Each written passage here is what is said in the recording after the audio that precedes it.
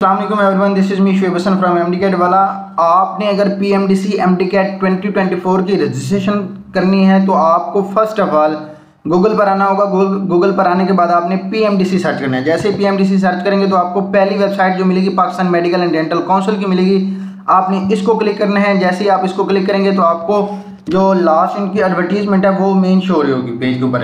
आपको ये last advertisement हमने डिटेल ऑलरेडी शेयर कर दी है यूट्यूब चैनल पर। उसके अंदर साथ साथ हमने आपको बता दिया कि पोर्टल की स्टार्टिंग डेट क्या है, एंडिंग डेट क्या है, रजिस्ट्रेशन फ़ी क्या है, इसके अलावा आपके सेंटर्स कौन से बनेंगे, ईच एंड एवरीथिंग हमने आपके साथ शेयर कर दिया और पेपर पैटर्न भी शेयर कर दिया है। तो आपने अब अप्लाई करनी है, अपनी रजिस्ट्रेशन करनी है। रजिस्ट्रेशन करने के लिए आप इसको कैंसिल करेंगे। कैंसिल करने के बाद आप आएंगे नीचे एग्जाम्स ऑनलाइन में क्लिक है फॉर एमडीकैट। अगर एमडीकैट शो रहा है तो आपने एमडीकैट को करना है। अगर एनआरई या एनएलई शो रहा है तो आपने उसको क्लिक नहीं करना, जस्ट आपने एमडीकैट वाले को क्लिक करना है। ये बार बार शो रहा है, मैं इसको कैंसिल कर देता हूँ।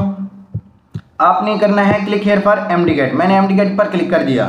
तो आप जैसे ही एमडीकैट पर क्लिक करेंगे तो आप इनके पोर्टल पर आ जाएंगे। तो पीएमडीसी एमडीकैट 2024 इसमें आपने एक आपको लॉगिन का बटन दिया हुआ है और एक आपको रजिस्टर का बटन दिया हुआ है। आपने सब स्टूडेंट्स ने आकर फर्स्ट ऑफ ऑल पहले आपने रजिस्टर करना है, लॉगिन नहीं करना। और इसके साथ आपको ये बार बार आपको रिमाइंडर मिलता रहेगा, last date to apply for 2024 MDCAT is 19 August. आपको ये पता होना चाहिए कि एमडीकैट का जो रजिस्ट्रेशन की लास्ट डेट है वो है 19 अगस्त। अच्छा, आपने कोशिश करनी है, एक दो चीज़ें आप जहन में रख लें। आपने अगर अप्लाई करनी है तो आप अपने पीसी या फिर लैपटॉप पर अप्लाई कीजिएगा। अगर जिनके पास पीसी या लैपटॉप नहीं है वो अपने मोबाइल खोलेगा, मोबाइल के अंदर क्रोम जो ब्राउज़र है उसको जाकर ओपन कीजिएगा। क्रोम के ऊपर 3 डॉट शो रहेंगे, उसको आपने डेस्कटॉप साइट पर जाकर आपने ये अप्लाई करना है। जो भी नया स्टूडेंट रहेगा वो क्या करेगा, फर्स्ट ऑफ ऑल रजिस्टर करेगा। तो रजिस्टर पर आपने क्लिक करना है। यहाँ आपसे कुछ आइडेंटिफिकेशन मांगेगा, आपका बेसिक डॉक्यूमेंट्स मांगेगा। स्टूडेंट नेम आपने पुट करना है पहले, इस तरह फादर नेम आपने पुट करना है। आइडेंटिफिकेशन टाइप, इसके अंदर आपसे वो पूछेगा कि आपने अपने CNSE देना है या फिर NSCOP देना है या फॉरेन पासपोर्ट देना है या फॉरेन रजिस्ट्रेशन नंबर देना है जो पाकिस्तान में आप बैठे हैं। तो आपने वही सिलेक्ट करना है। अगर आप पाकिस्तान में बैठकर पाकिस्तानी स्टूडेंट्स हैं जिनका डोमिसाइल भी पाकिस्तान का बना हुआ है तो आपने क्या करना है, CNSE या बेफाम पे क्लिक करना है। जो ट्राइबल एरियाज हैं वो NSCOP क्लिक करेंगे। जिनके पास फॉरेन पासपोर्ट है वो फॉरेन पासपोर्ट और इसके साथ फॉरेन रजिस्ट्रेशन नंबर जिनके पास है वो फॉरेन रजिस्ट्रेशन नंबर मांग देंगे। तो हम करते हैं CNSE या बेफाम। आपने क्या करना है, अपना CNSE नंबर देना है। हमेशा याद रखिएगा CNSE नंबर जो है ना विदाउट डैश देनी है। लेट्स सपोज आपने पुट करना है अपना ओरिजिनल CNSE नंबर। आपने एक एक लफ्ज़ एक एक लेटर मिलाना है ताकि आपकी मिस्टेक ना हो। इसके बाद CNSE कार्ड के ऊपर ना आपकी 2 चीज़ें लिखी होती हैं, 3 चीज़ें लिखी होती हैं। एक होता है आपका डेट ऑफ बर्थ, एक होती है डेट ऑफ एक्सपायरी और एक लिखी होती है आपकी जो है ना वो डेट ऑफ इशुएंस। आपने इधर अपने ID कार्ड पर देखनी है डेट ऑफ इशुएंस। तो डेट ऑफ इशुएंस जो है ना आपने वो पुट करनी है। पहले आपने मंथ सेलेक्ट करना है, फिर डेट, फिर और ईयर। आपने फिर इसके बाद देना है अपना कॉन्टैक्ट नंबर। अच्छा, कॉन्टैक्ट नंबर पर आपने हमेशा अपना कॉन्टैक्ट नंबर वो देना है जो आपके पास एक्टिव हो, जो आपके सेल फोन के अंदर ऑलरेडी उसकी सिम इंसर्टेड हो। आपने कॉन्टैक्ट नंबर वाली सिम भी वो सिलेक्ट करनी है जो दूसरे अदर नेटवर्क पर कन्वर्टेड नहीं होनी चाहिए। इट मीन्स अगर आपके पास जैज़ का नंबर है तो वो दूसरे नेटवर्क पर कन्वर्ट ना हुआ हो। जैज़ वाला जोंग पर कन्वर्ट ना हुआ हो, जोंग वाला जैज़ पर ना हुआ हो, यूफोन पर ना हुआ हो या किसी अदर नेटवर्क पर ना हो। तो आपने कॉन्टैक्ट नंबर वही चूज़ करना है जो आपके पास ओरिजिनल जो नेटवर्क वाला हो। तो आप अपना कॉन्टैक्ट नंबर लिखिएगा। इसके बाद आता है आपका जेंडर आपने सेलेक्ट करना है, मेल है फीमेल है जो भी आप हैं वो आपने ये क्लिक कर देना है। इसके बाद आप डेट ऑफ बर्थ, स्टूडेंट बहुत बड़ी मिस्टेक करते हैं यहाँ आकर, डेट ऑफ बर्थ आपने गलत पुट कर जाते हैं। तो आपने डेट ऑफ बर्थ ध्यान से देखना है। इधर आपको ईयर्स भी शो हो रहे होंगे, मंथ भी शो हो रहा होगा और इसके साथ साथ आपका जो है ना वो डेट भी शो हो रही होगी। ये मैंने डेट सेलेक्ट कर ली। इसके बाद आपने ईमेल देनी है। अच्छा, ईमेल के अंदर भी आपने कोशिश करनी है, एहतियात करनी है, ईमेल वही देनी है जो आपके मोबाइल के अंदर एक्टिव होनी चाहिए। ईमेल आपने सारी देखकर लिखनी है। कोशिश कीजिएगा ईमेल ठीक देना, क्योंकि जब नाम्स का आप अप्लाई कर रहे थे तो कुछ स्टूडेंट्स ऐसे थे जो उन्होंने ईमेल के अंदर .com की जगह ना .con लिख दिया था। उन्होंने तो फ़ौरन एक्सेप्ट कर लिया था, लेकिन बाद में क्या हुआ था, इशू हुआ था, वो बाद में लॉगिन नहीं हो रही थी। आपने एक एक लेटर एक एक वर्ड जो है ना ठीक तरह से आपने लिखना है। अच्छा, इसके बाद जो है ना लास्ट में वो आता है आपका पासवर्ड। आपको पासवर्ड आपको खुद जनरेट करना है, आपने खुद देना है। ये नहीं कि आपके जो जीमेल या ईमेल का पासवर्ड है आपने वही देना है। इसके बाद आपने कंफर्म पासवर्ड करना है। इसके बाद एंड में आपसे मांगेगा कैप्चा 7 + 8 कितना हो गया, ये खुद लिख देना है। ये डिफरेंट आएगा हर स्टूडेंट के लिए, ताकि ये चेक करता है कि are you humans are not या रोबोट हैं। तो आपने ये सारा एक बार चेक कर लेना। चेक कर लेने के बाद आपने इसको क्या कर देना है, साइन अप कर देना है। साइन अप करने के बाद क्या हो जाएगा, आपका account created, your account created successfully. आपने इसको क्या करना है, इसको सेव भी कर लेना है और इसके साथ साथ आपने इसको क्या करना है, बाद में लॉग इन करना है। आपका असल काम जो होगा ना लॉगिन का अब स्टार्ट होगा। फिर आपने आकर ईमेल पुट करनी है, अपना बस पासवर्ड देना है। पासवर्ड देने के बाद लॉगिन करनी है। जैसे हमने लॉगिन को बटन को क्लिक किया तो हमारे पास आ गया हमारा फॉर्म।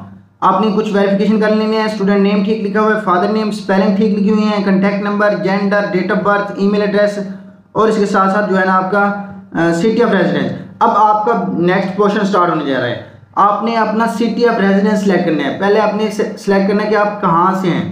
कर लिया मुल्तान, आपने अपने रेजिडेंस सेलेक्ट करनी है। इसके अलावा आपसे डोमिसाइल का, आपसे सिटी पूछेगा, आपसे डोमिसाइल की, आपसे पिक या फिर उसका कोई अदर चीज़ नहीं मांगेगा। तो आपने सिटी ऑफ डोमिसाइल सेलेक्ट करना है। सिटी ऑफ डोमिसाइल के अंदर सेलेक्ट करने के लिए आपको दोबारा आपका सिटी सेलेक्ट करना पड़ेगा। आपने क्या करना है, अपना सिटी ऑफ डोमिसाइल भी सिलेक्ट कर लेना है। इसके बाद आपने करना है चूज प्रेफर्ड यूनिवर्सिटी। आपका मेन क्वेश्चन, सर हम पंजाब से हैं, हम शहीदुल फ़ुक़ारा का पेपर दे सकते हैं? यस। सर हम KPK से हैं, क्या हम पंजाब का टेस्ट दे सकते हैं? यस। आप पर डिपेंड करता है कि आपने किस यूनिवर्सिटी का पेपर देना है। लेकिन आपको जो एडमिशन मिलेगा मेडिकल कॉलेजेस के अंदर वो आपके डोमिसाइल की बेस पर मिलेगा।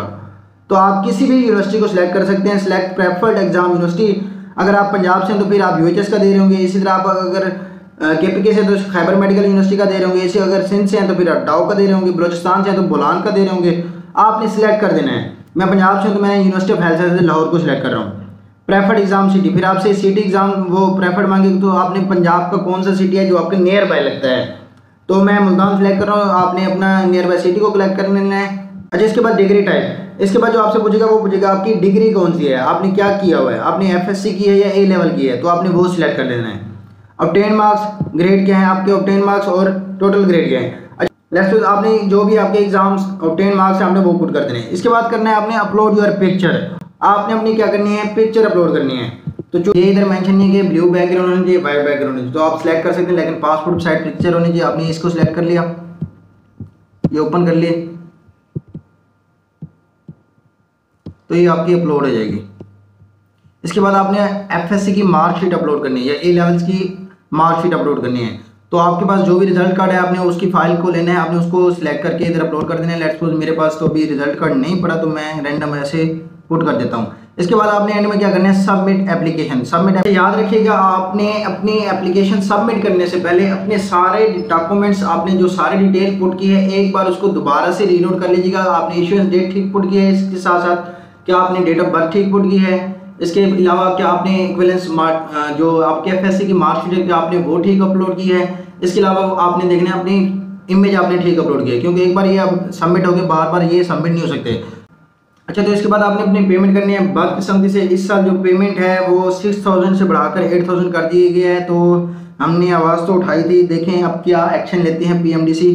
तो आपने क्या करना है, हमारा पेमेंट स्टेटस क्या है, अनपेड। तो आपने क्या करना है, इसके बाद पे नो पर क्लिक करना है। पे नो पर क्लिक करेंगे तो आपको शो हो जाएगा कि अगर आपको कोई इश्यूज़ आ रहे हैं, अगर आपको पेमेंट के दौरान अगर आपने पेमेंट कर ली है तो आपका अगर इशू आ रहा है कि पेमेंट नहीं हुई या उधर से पोर्टल पर एक्सेप्ट नहीं हुई, तो आपने क्या करना है, इन 3 नंबर पर कॉन्टैक्ट नंबर करने हैं। एक है असद रहमान, एक है फ़हीम शेख, एक है साजिद बशीर। इसके अलावा आपको पेमेंट के 2 तरीके दिए जाएंगे। I agree that payment is non refundable, ये भी आपने इसके ऊपर क्लिक कर देना है। इसके बाद अगर आपने ऑनलाइन पेमेंट करनी है तो ऑनलाइन पेमेंट, अगर आपने MCB बैंक चलान पे करना है तो हमने MCB बैंक चलान पर क्लिक कर देना है। तो आपको क्या कर देगा, ये चलान जनरेट करके दे देगा। चलान जैसे ये जनरेट करके दे रहा है तो आपने जाकर ये क्या करना है, बैंक के अंदर सबमिट करना है। अच्छा, अगर आप बैंक के थ्रू अपनी पेमेंट कर रहे हैं तो इसकी बनेगी फ़ी 8030 क्या होंगे, बैंक चार्जेस होंगे। अगर आप ऑनलाइन कर रहे हैं तो इसके बनेंगे टोटल 8015 क्या होंगे, इसके चार्जेस होंगे। तो आपने क्रेडिट या डेबिट कार्ड सेलेक्ट करना है या फिर आपके पास यूनियन पे है तो आपने उसको सेलेक्ट करना है।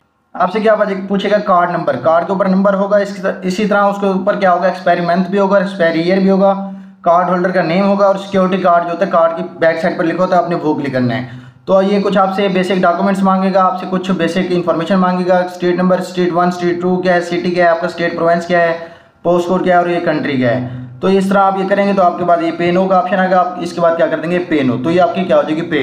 इस तरह आपकी ये क्या हो जाएगा प्रोसीजर कंप्लीट। आपकी विद इन 48 आवर्स आपकी जो पेमेंट है पेंडिंग नहीं बल्कि वो पेड शो हो रही होगी। अगर आपको पेड शो नहीं हो रही होगी तो आपने क्या करना है, आपको जो लास्ट में मैंने नंबर शो कराए हैं इनके ऊपर आपने क्या करना है, कॉन्टैक्ट करना है असदुर्रहमान, फ़हीम शेख और साजिद बशीर।